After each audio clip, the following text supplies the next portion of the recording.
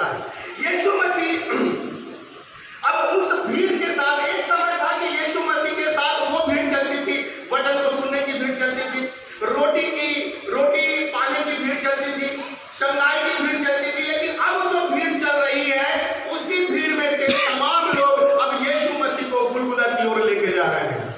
लेकिन यीशु मसीह यहाँ पर एक शारीरिक रीति से टूट गया है, क्योंकि शरीर उसका लहूलुहान हो चुका है, और दूसरी रीति से वो मानसिक रीति से कि जिन लोगों को मैंने चंगा किया, आज वही लोग मुझे गुलगुला की ओर लेके जा रहे हैं।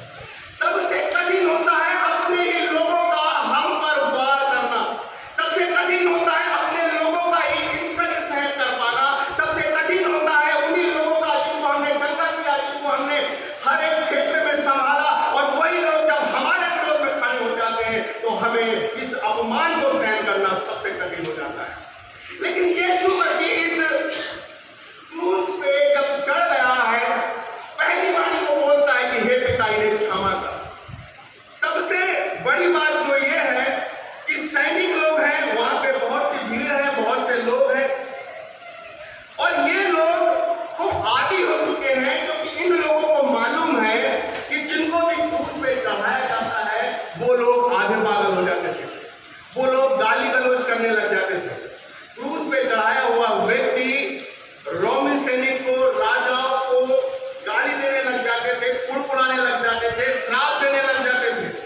अब एक तरफ तो वहां की जो भीड़ है, जिनको ये सुनने की आदत है कि जो क्रूस पे चढ़ाया जाता है, वो क्रूस पे चढ़ाया हुआ व्यक्ति कभी अच्छे शब्द नहीं बोलता, वो हमेशा गाली देगा, वो हमेशा कुड़कुड़ाएगा। लेकिन यीशु मसीह यहाँ पर क्रूस में चढ़ने के बाद वो किसी को गाली नहीं दे रहा, किसी को गलौज नहीं दे रहा, किसी भी प्रकार का श्राप नहीं दे रहा, कुड़कुड़ा नहीं रहा, लेकिन वो ये बोल रहा है पिता इन्हें क्षमा कर। पहला इंप्रेशन यीशु मसीह ने उस भीड़ पे ये डाला, एक अमिट छाप यीशु मसीह ने लोगों पे डाला। लोगों को मालूम था कि क्रूस पे चढ़ा हुआ व्यक्ति गाली देता है, लेकिन यीशु मसीह ने क्रूस पे चढ़ने के बावजूद भी वहां के लोगों को गाली नहीं दी, लेकिन बोला कि पिता इन्हें क्षमा कर। यीशु मसीह का उस भीड़ पर क्या इंप्रेशन पड़ा होगा?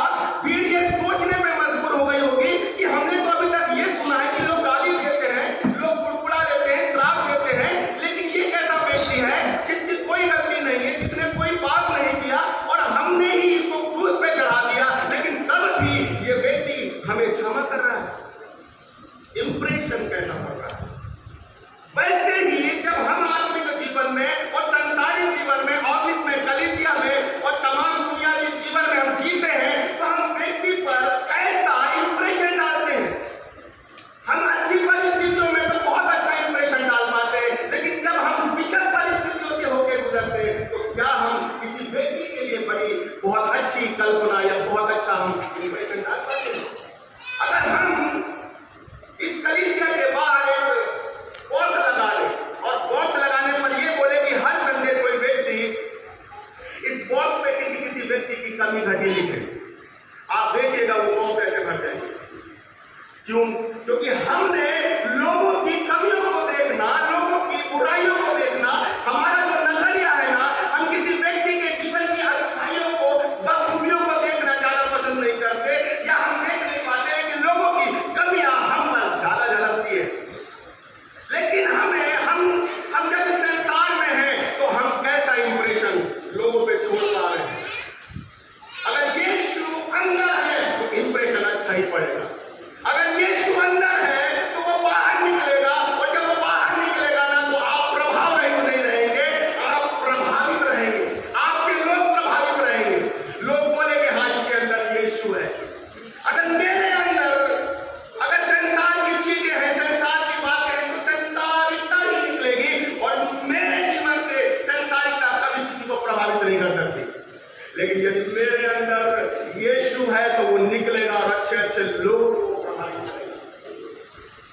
चाइना के दो मिशनरी पति पत्नी चाइना के किसी क्षेत्र में प्रचार करने लगे, और वहां पर वो सेवकाई करने लगे, और सेवकाई के दौरान वहां के जनरल ने ये बोला कि तुम लोग इस क्षेत्र में सेवकाई नहीं करोगे, लेकिन फिर भी वो पति पत्नी वहां पर उस क्षेत्र में दिलेरी के साथ वहां पर सेवकाई करने लगे। लेकिन जब उस जनरल को यह पता चला कि ये लोग, ये पति पत्नी जो मिशनरी हैं, इन्होंने मेरी आज्ञा का उल्लंघन किया है और ये अभी भी ये प्रचार कर रहे हैं, तो उस जनरल ने उस पति पत्नी को बुलाया और पति पत्नी को बुलाने के बाद पति के सामने ही उसने अपने कमांडो को, कम से कम 100 के आसपास जो कमांडो थे, जो उसके बटालियन की फोर्स थी, उन लोगों से उसने कहा कि तुम इस पत्नी का इस पति के सामने ही बलात्कार करो। और 100 से ऊपर कमांडो ने उसके पति के सामने ही उसकी पत्नी का बलात्कार किया। और बलात्कार के बाद वो पति पत्नी वहां से अपने घर उसी चाइना में जहां रहते थे वो वहां पर आए। और कुछ 2 साल के बाद इन मिशनरी पति पत्नी को फोन आया कि टीवी चालू करो। और जब टीवी चालू किया गया तो उन्हें पता चला कि जो जनरल ने उन्हें सजा, जो भी सजा, बलात्कार की सजा जो दी थी, तो चाइना में एक पनिशमेंट है नो मैन लैंड करके। नो मैन लैंड का मतलब क्या है कि किसी व्यक्ति को नग्न अवस्था में बर्फीले स्थान में छोड़ दिया जाता था ताकि वो उस बर्फीले स्थान में ही मर जाए। तो जैसे ही उन्हें टीवी चालू करा तो उन्हें देखा कि यही वो जनरल है जिसने मेरी पत्नी के साथ ये वाला कृत्य किया है। आज उसको ही सजा मिली है और उसको उस बर्फीले स्थान में नग्न अवस्था में छोड़ दिया गया है ताकि वो मर जाए। मेरे प्रियो, जैसे ही मिशनरियों को पता चला, ये दोनों मिशनरी गर्म कपड़े लेकर अपनी गाड़ी में लेकर वो लोग उस जनरल को उस बर्फीले क्षेत्र में ढूंढने चले गए। और प्रभु के अनुग्रह से उस व्यक्ति को उन्होंने ढूंढा, अपनी गाड़ी में बैठाया, अपने घर लाया और 3 दिन तक उसकी सेवा करी। उसको गर्म कपड़े पहनाए, उसको गर्म पानी से नहलाया। 3 दिन तक वो जनरल कहता है मुझे सुध ही नहीं। वो 3 दिन तक रो रहा है, वो तो समझ में नहीं आ रहा कि ये क्या हो रहा है।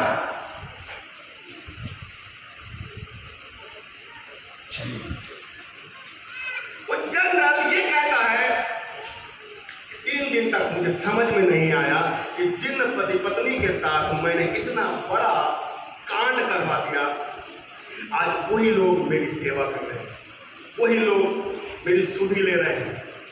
और 3 दिन तक वो आदमी रोता रहा। लेकिन तीसरे दिन के बाद वो जनरल उस पत्नी से पूछता है कि मैंने तुम्हारे साथ इतना गंदा काम किया, लेकिन तुमने उसके बावजूद भी मेरी सुधि क्यों ली? तो वो महिला का जवाब ये रहता है कि मेरे अंदर यीशु है जो मुझे क्षमा करना सिखाता है। हमारा खुदा अब कल्पना करें कि माफ करने का क्या लेवल है। हम तो छोटी छोटी चीजें माफ नहीं कर पाते। रिश्तेदारों में, घर परिवार में छोटी छोटी बातें होती है, 2-3 दिन मुंह फुला लेते हैं। लेकिन यहाँ इस महिला के साथ लगातार 100 लोगों ने बलात्कार किया। वो पत्नी उसकी सेवा कर रही है जिसके आदेश पर बलात्कार हुआ, और वो कहती है कि मेरे अंदर यीशु है जो मुझे क्षमा करना सिखाता है। लेकिन मैं उस पत्नी से उतना ज्यादा प्रभावित नहीं हुआ जितना ज्यादा प्रभावित मैं उसके पति से हुआ। वो इसीलिए क्यों, क्योंकि ठीक है वो रेप हो गया, अपनी जगह पर है, लेकिन पति ने किस रीति से अपनी पत्नी को एक्सेप्ट कर लिया इतने बड़े केस के बाद। कितना कठिन होगा उस पति के लिए जिसने अपनी पत्नी को एक्सेप्ट किया। लेकिन वो पति कहता है कि हमने 2 साल लगातार उस जनरल के लिए प्रार्थना करी, लगातार हमने प्रार्थना किया कि खुदा उसको क्षमा कर। लगातार वो व्यक्ति ये बोलता है कि हमने लगातार उस व्यक्ति के लिए, जनरल के लिए प्रार्थना करी कि खुदा उसे क्षमा करे। लेकिन उसके बाद वो मिशनरी पति अपनी पत्नी को समझाता है कि तेरे ऊपर जो बलात्कार हुआ है ना, ये हमारे लिए शर्मिंदगी की बात नहीं, हमारे लिए खुदा में घमंड की बात है। क्या लेवल है व्यक्ति का। कई लोग तो होती है, हम तमाम लोग जानते हैं, जब पति पत्नी के बीच लड़ाई होती है और पत्नी की अगर कुछ गलती पति को मालूम है और अगर लड़ाई हुई तो पति पहले पत्नी को वो सारी चीजों पे बोलेगा और पूरा फिर घर में द्वार में सब लड़ाई झगड़ा हो जाता है। लेकिन यहाँ पर वो पति अपनी पत्नी को वो दोष नहीं लगा रहा, वो ब्लेम नहीं लगा रहा, उसपे ताने नहीं कस रहा, उसपे किसी भी प्रकार का आरोप नहीं लगा रहा, लेकिन उसको संभाल कैसे रहा है कि तूने प्रभु में जो काम मेरे साथ हुआ ना, ये हमारे लिए शर्मिंदगी की नहीं, हमारे लिए घमंड की बात है कि खुदा के लिए हम अपमानित होने के लायक तो ठहरे। लेकिन उसने क्षमा किया। क्षमा करने का क्या लेवल है? वो व्यक्ति कहता है कि हम खुश नसीब है कि हम खुदा के लिए दुख उठाए। माफ करने का मतलब यह है कि जिस व्यक्ति ने मेरे साथ जो भी हरकतें किया है, जिस व्यक्ति ने मेरे साथ कितना भी बुरा क्यों न किया हो, मैं तमाम चीजें भुला देता हूं। माफ करने का मतलब यही है। आइए पर निकालेंगे। गलत नहीं था, 103 उसका 10।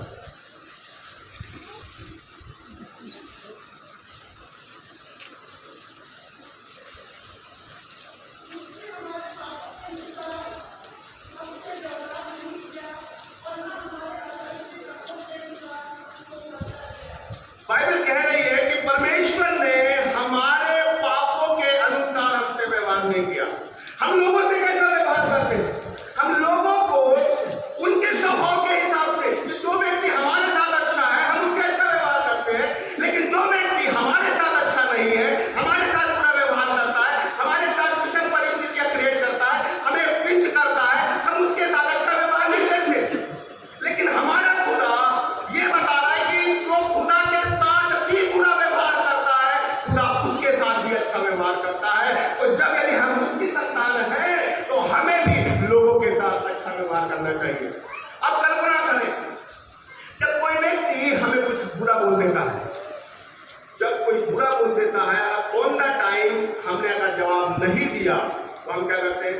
हम घर जाते हैं, 10 दिन तक सोचते रहते हैं, अब बोल देंगे, बस अब बोल के दिखाए, अब बोल के दिखाए। हम 10 दिन तक तैयारी करते हैं कि वो व्यक्ति बस एक बार मेरे को पिंच कर दे या मेरे को इस विषय में बोल दे, ऐसा बोलूंगी या ऐसा बोलूंगा ना, उसको नानी रखना दे।